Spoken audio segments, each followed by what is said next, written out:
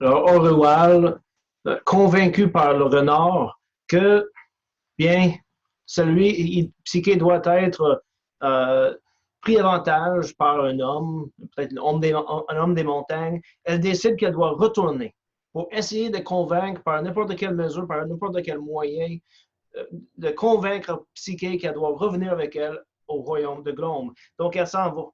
Et elle trouve Psyché et elle réussit par des menaces et toutes sortes de paroles. Elle va même, elle va même menacer de se tuer, de commettre le suicide si Psyché ne l'écoute pas. Elle réussit à convaincre Psyché qu'elle doit regarder la face du dieu de la montagne, la soir, quand elle vient vers elle.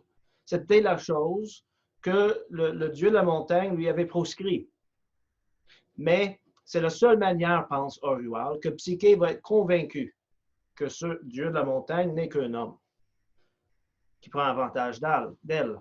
Donc, Psyché, finalement, elle se dit d'accord, elle va le faire. Contre cœur, mais pour faire plaisir à Orual, pour pas que Orual se tue. Mais elle accepte de le faire en disant quelque chose qui nous hante. Elle dit, tu es en train de m'enseigner au sujet des types d'amour que je n'avais jamais connus. C'est comme regarder au fond d'une fosse profonde. Je ne suis pas sûr que j'aime ça mieux que la haine. Un des éléments de cette histoire qui reste avec nous autres tout à travers, puis par la suite, c'est la manière par laquelle C.S. Lewis va analyser les différents types d'amour et les rendre réels pour nous. On dirait qu'on les vit et ça nous hante. Psyché s'en va pour accomplir la tâche qui avait été proscrite. Et Orual attend, dans l'espérance, en fait, dans la certitude que Psyché va lui revenir, ayant découvert la fraude, et qu'ils vont tous les deux retourner à Glombe pour finir leur vie heureux. Ce n'est pas, par exemple, qu'est-ce qui arrive.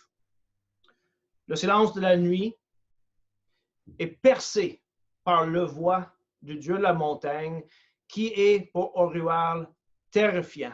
Elle décrit son terreur de la manière suivante. Mon terreur était la salutation que la chair mortelle donne aux choses immortelles. Le dieu des montagnes envoie Psyché en exil. Et après, apparaît à Orual dans une lumière aveuglante pour lui expliquer ce qui va arriver à Psyché à cause de qu'est-ce qu'elle a fait. Le dieu dit à Orual une phrase qui va rester avec Orual tout le livre. Elle va chercher à la comprendre, puis elle a du misère jusqu'à la fin. Le dieu des montagnes dit, toi aussi, tu vas être Psyché. Orual, au nom de l'amour qu'elle a pour Psyché, au nom de l'amour, elle a totalement détruit le bonheur et la joie de Psyché. Elle retourne à Glombe, brisée et remplie de honte pour qu'est-ce qu'elle a fait. Et elle explique au renard tout ce qu'elle a fait. À partir de ce moment, Orual met une voile sur sa face et elle décide qu'elle ne va jamais l'enlever. Ça reste devant sa face tout le temps et tout le monde qui va s'adresser à Orual vont en fait s'adresser à la voile. Il y a plein d'histoires qui circulent à propos de ça. Mais ça leur donne une source de puissance assez importante parce que ça leur permet de parler aux gens de manière très objective, d'un certain sens. Des rumeurs s'étendent et Orual dit que le rumeur préféré de tous ceux qu'elle a entendus, c'est qu'elle n'a pas de face. Que si tu enlèves la voile, tu ne trouverais que la néante. Cette rumeur prend un autre sens quand on arrive vers la fin de la livre, puis on lit la phrase parlant des dieux, comment est-ce qu'il peut nous rencontrer face à face jusqu'à ce que nous avons des faces. Quoique Orual s'attend que les dieux le jugent, ça n'arrive jamais. En fait, elle retourne au royaume. Après la mort de son père, elle devient la reine et elle est une dirigeante puissante, un bon dirigeant qui est aimé par tout le peuple et elle est une guerrière puissante et tout le monde autour, toutes les nations autour ont du respect pour elle.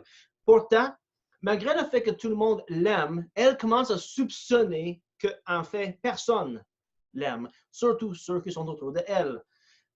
Elle doute de l'amour, par exemple, du renard.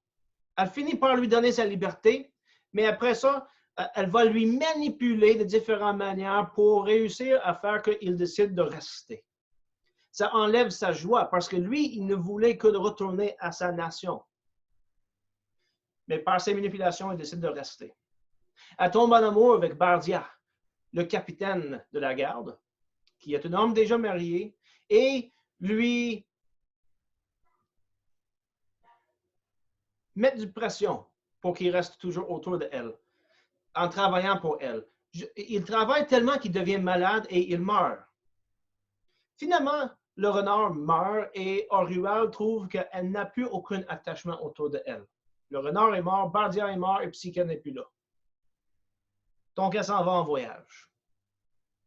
Durant son voyage, elle trouve un temple dédié à une déesse errante.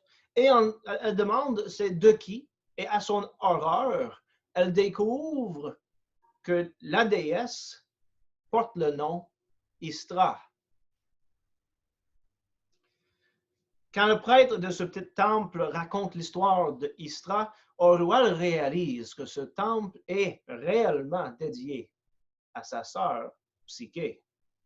Et quoique l'histoire n'est pas à 100% exacte, Orual n'est même pas prêt à admettre les aspects véritables de l'histoire, comme par exemple le fait qu'elle avait vraiment bien vu le royaume, le château de Psyché. À partir de cette expérience au temple, vient le désir d'écrire son livre, parce qu'elle veut donner les faits comme ils sont arrivés et corriger ces erreurs. Et elle finit son premier livre, c'est la première partie de cette histoire.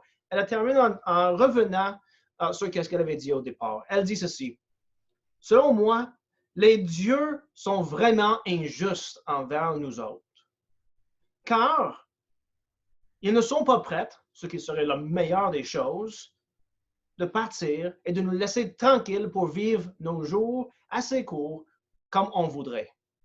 Mais de l'autre côté, ils ne sont pas non plus prêts à se présenter ouvertement et nous dire qu'est-ce qu'ils veulent de nous. Ayant terminé ce livre, elle revient plus tard. Ça, c'est la deuxième partie de ce roman. Et elle fait un petit ajout aux histoires. Elle corrige quelques erreurs. Elle commence à réaliser qu'il y a des choses qu'elle n'avait pas vues dans tout son parcours de vie. Le premier chapitre de la deuxième partie, c'est son récit de la réalisation que c'est elle qui a tué Bardia au nom de l'amour, en le faisant travailler jusqu'à la mort.